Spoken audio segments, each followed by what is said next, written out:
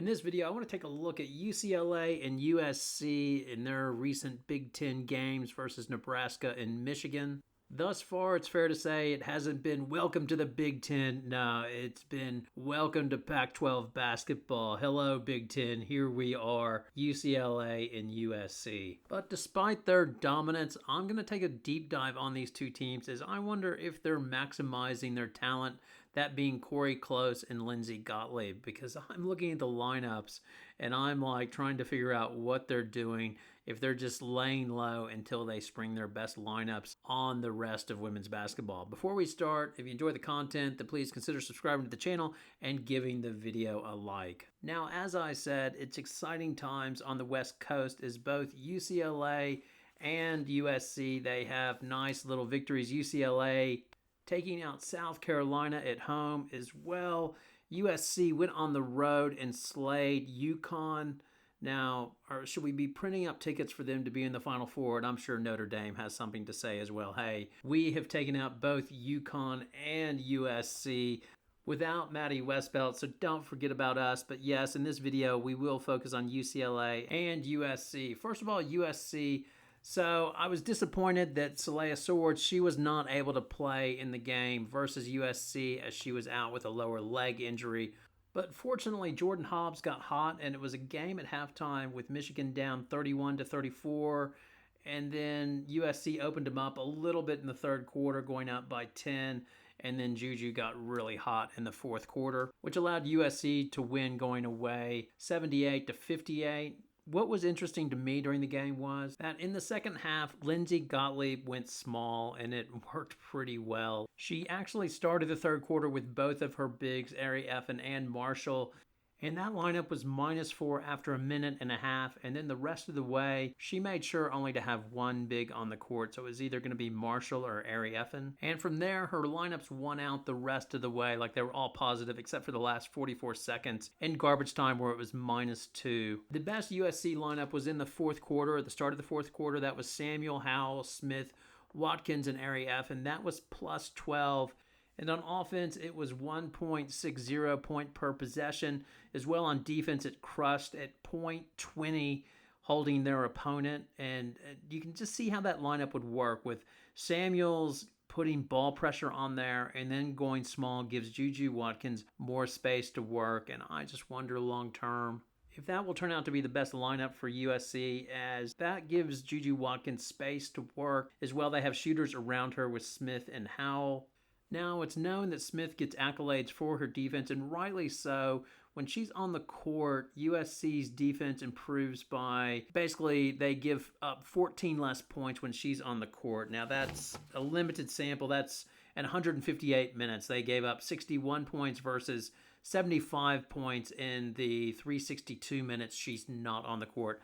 But the other one that helps their defense that doesn't get as much notoriety is Samuels, as she is -13. So their defense improves, or they give up 13 less points when she's on the court versus when she is off the court. Now, Avery Howell actually hurts their defense, so their defense gets 10 points worse per 100 possessions when she's on the court versus when she's off it. So you could see USC switching out Talia Van Olhoffen. Their defense, for defensive purposes, as their defense is they give up 3 less points when she's on the court versus when she's off, versus Avery Howell, where they give up 10 more points when she's on the court. You get a little bit more shooting with Howell versus Talia Van Olhoffen, but I think it'll just be a mix and match. The other interesting one is Rhea Marshall. They're actually better with Rhea Marshall on the court versus Kiki Ari Effin. So on Rhea Marshall's net rating is +5.9 versus Kiki Ari Effin, who's -1. And their defense improves with Marshall on the court as well. Like their defense gives up 9 less points with Marshall on the court versus 2 less points they give up with Ari Effin on the court. So with this information, I was really surprised when they played Nebraska today and they just went Kiki Ari Effin and Rhea Marshall basically the entire time, or another big. So Akinwafu would be on with Kiki Ari Effin or Marshall with Akinwafu. And yes, you'll want double bigs out there at times. It'll be matchup dependent.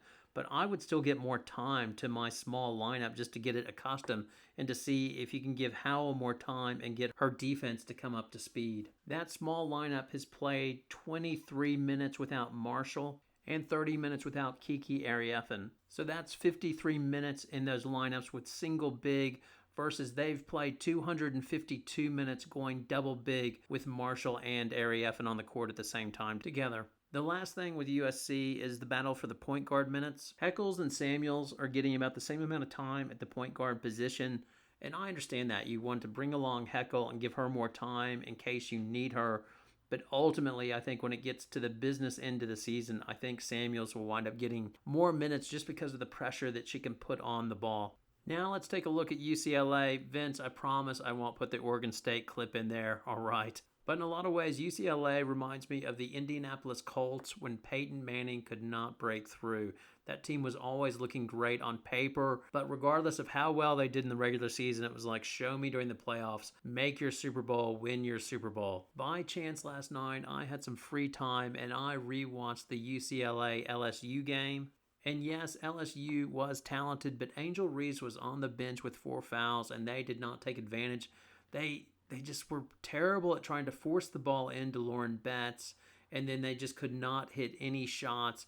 And then at the end of the game, they just managed the clock really badly. Like at the end of quarters, like there were 2 end of quarter situations where they did not hold on to the ball the last shot and gave LSU the last shot. And then at the end of the game, they really didn't get Betts any touches. But I have no doubt if UCLA wins the 3-point battle like they did against Michigan in their latest game, so they won that 38%, they went 7 of 18 versus Michigan 5 for 19, then they're going to win those games. My question is when the 3-point shots are not falling, how will they handle it? And if that's the case, the other team will just be swarming Betts and in between that, blitzing their guards as best they can. And that's the scenario. You want to see how UCLA handles that scenario. The other thing that interests me with UCLA is how Corey Close is using her bigs. I don't think that Gardner is getting enough time. She and Barker are both averaging 20 minutes a game, and I know that they've got so many good bigs because as well they've got Betts, obviously, and Dugliach.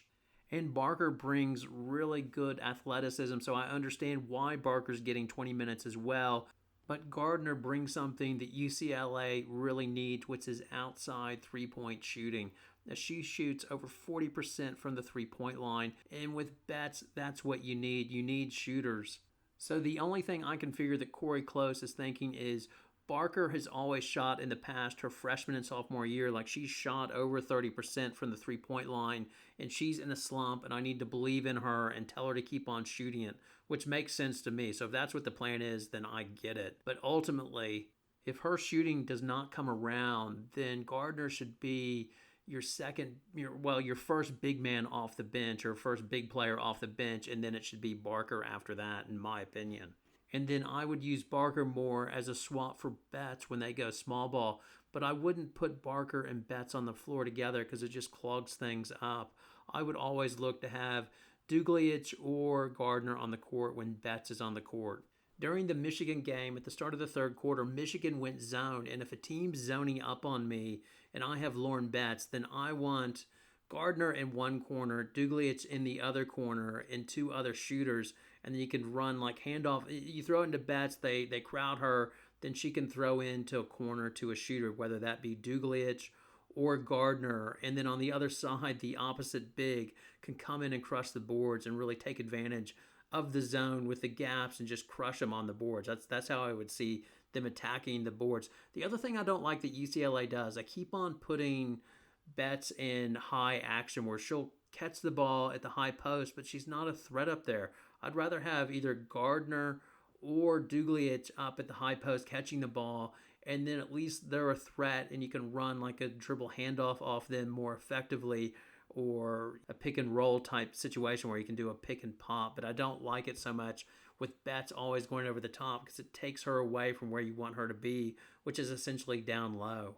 Lastly, the other thing to keep your eye on with UCLA is the point guard situation. So Arnicello, she struggled a bit against Nebraska. She had 8 turnovers and was limited to 11 minutes. And Michigan, she only played 17 minutes. Close was good about that after the Nebraska game, just saying she had a bad night, and I agree. Just keep on rolling her out there and building her confidence. I just wonder long term if, much like I talked about USC's lineup, I wonder if they need Jaquez to be the off guard and Kiki Rice the point guard at times. I'm just thinking down the track when they need to match up against USC, you're going to want Jaquez potentially trying to guard Juju. And I know that they'll rotate Jones in addition to Arnasalo, but yeah, I just think that I can see that lineup working, them going big on USC, like putting Dugliich or Gardner on Kennedy Smith, because on offense, like normally she's in the corner trying to take 3-pointers and challenging her to take them off the dribble potentially. And that would be a game where I could see Barker getting more minutes as she would be able to match up on Kennedy Smith and prevent Smith from taking her off the dribble to the basket. Now let's finish up with this. So UCLA and USC, will they be undefeated when they meet up? Will they have actually 2 matchups at the end of the season? Will they be undefeated in Big Ten play? I don't think so, as they both have Indiana, Maryland, and Iowa on the road, and as well they both have Ohio State at home, and I just think both of those teams will find a loss within those games, and then not to mention like Michigan State, if they have their night, they could potentially challenge somebody. So yeah, I don't see them running the Big Ten and being undefeated when they match up. But to be determined, you tell me what you think. Do you think UCLA and USC, when they have their grudge matches, will they be undefeated in Big Ten play? Your thoughts, your comments, let me know. Happy to have your poison. Am I too lineup obsessed and looking at the numbers? Let me know if that's driving you crazy as well. Thanks again. Good night.